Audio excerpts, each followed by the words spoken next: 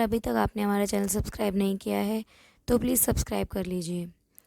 दोस्तों, एक नौकर जिसका नाम महेश है, वो एक बहुत अच्छे घर में नौकर है। महेश अपना सब काम बहुत अच्छे से करता है। उसके काम से उसके मालिक भी बहुत खुश हैं। महेश दिखने में एक सीधा साधा सा लड़का है जिसकी उम्र 28 साल है। उस घर में 3 लोग रहते हैं। एक मालिक जिसका नाम ललित है, उसकी पत्नी पारुल और उनका लड़का रहते हैं। ललित एक इंजीनियर और पारुल भाभी एक हाउसवाइफ है। पारुल भाभी की लाइफ अच्छी चल रही थी, पर वो पिछले कुछ दिनों से उदास सी रहने लगी। उनका पति उनकी ओर ज़्यादा ध्यान नहीं दे रहा था। वो बेचारी अपनी परेशानी किसी और को बता भी नहीं पा रही थी। भाभी को परिवार की चिंता थी, इसीलिए वो शांत रहती थी। असल में बात ये थी कि ललित अब पारुल भाभी को बिल्कुल भी ध्यान नहीं रखता था। हमेशा काम के कारण चिड़चिड़ा सा रहता था। इस वजह से पारुल भाभी कभी परेशान रहने लगी थी। उन दिनों की दोनों की लाइफ बस अपने बेटे के कारण ही चल रही थी। इस बात से उनके घर में नौकर महेश को कुछ शक हुआ और उसने एक दिन पारुल भाभी से पूछा।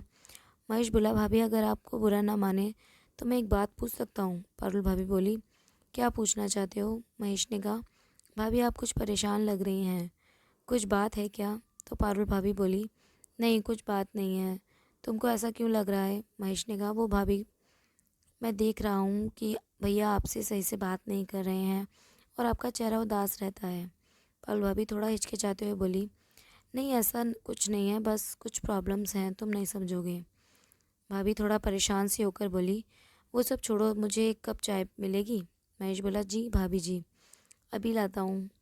कुछ देर बाद के बाद महेश चाय बनाकर ले आया।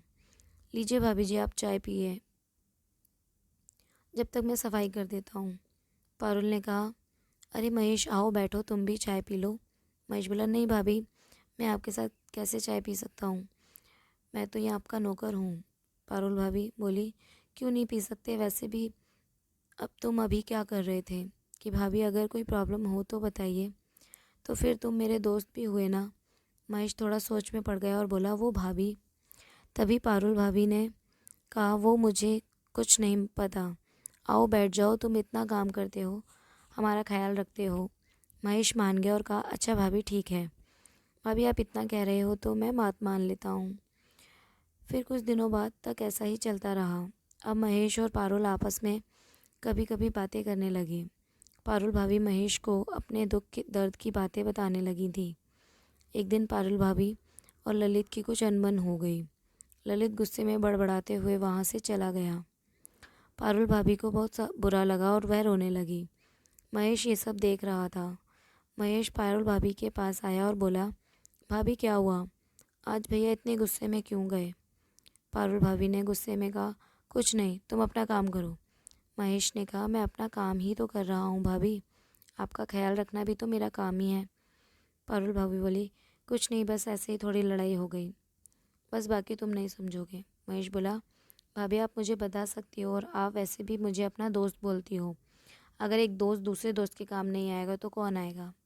तो बता दीजिए ना मुझे क्या प्रॉब्लम है। पारुल भाभी ने कहा, क्या बताऊँ तुम्हें, एक ललित है जो मेरा पति होकर भी मुझसे सही से बात नहीं करता है, और एक तुम नौकर होते हुए भी मेरी इतनी फ़िक्र करते हो। बात यह है कि मैं ललित को किसी भी बात पर कुछ नहीं कहूँ, वो सीधे मुँह जवाब ही नहीं देता है।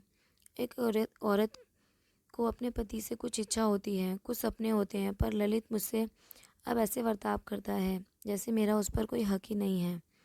महेश बोला, भाभी आप रोइए मत प्लीज़, आप रोती हुई बिल्कुल अच्छी नहीं लगती हैं। पारुल ज़ोर ज़ोर से रोते हुए बोली, अब मेरी ज़िंदगी में इन आंसुओं के बिना रह ही क्या गया है।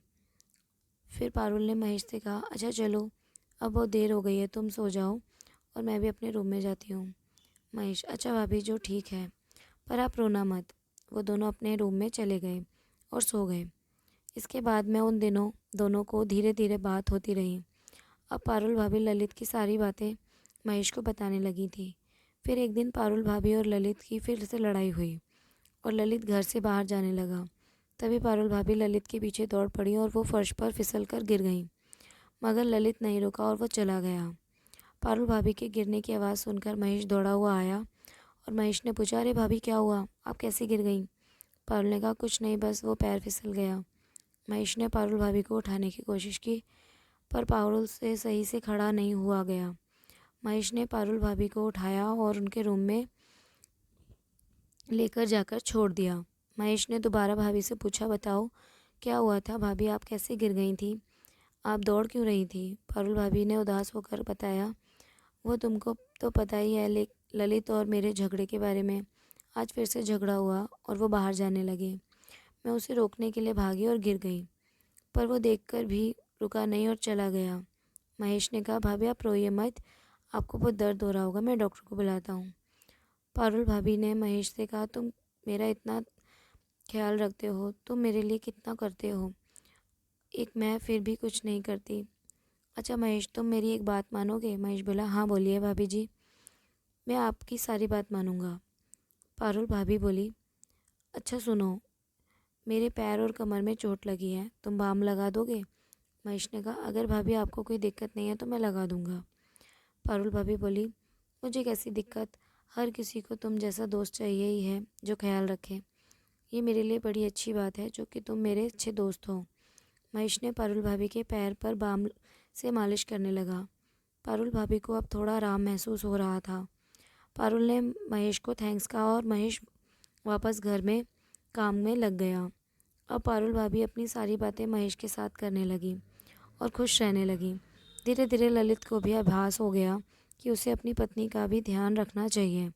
अब ललित पारुल भाभी के साथ अच्छे से पेश आता है। तो दोस्तों, ये कहानी आपको कैसी लगी हमें कमेंट करके ज़रूर बताएं और हमारे चैनल को सब्सक्राइब ज़रूर करें और इस कहानी को अपने दोस्तों के साथ शेयर ज़रूर करें। धन्यवाद।